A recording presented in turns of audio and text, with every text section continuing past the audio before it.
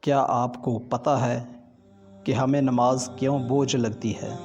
کیونکہ ہم نماز کا مقصد نہیں جانتے۔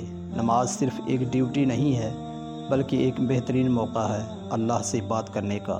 اگر آپ نماز کا مطلب سمجھیں گے تو آپ کو پتہ چلے گا سورہ فاتحہ سے لے کر آخری سلام تک نماز اپنے آپ میں ساری کی ساری دعا ہے، آپ کے اور اللہ کے درمیان ہمیشہ رہنے والی دعا۔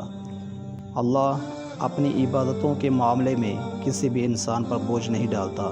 جہاں تک اس کی عبادتوں کی بات ہے وہاں تک اس نے ہم پر صرف وہی کچھ فرض کیا ہے جو ہم آسانی سے کر سکیں اور جس میں ہمارے لیے بھلائی ہو۔ اللہ نے یہ عبادتیں اپنے لیے نہیں بنائی، اللہ نے یہ عبادتیں ہمارے لیے بنائی ہیں، کیونکہ دنیا میں انہی عبادتوں کے ذریعے ہم نے بچنا ہے اور روز محشر بھی انہی عبادتوں نے ہماری نجات کا ذریعہ بننا ہے۔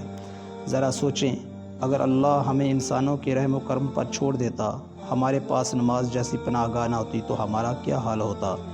اگر ہمارے پاس رونے اور دعا مانگنے کے لیے سجدہ موجود نہ ہوتا تو ہماری روح کیسے سکون پاتی؟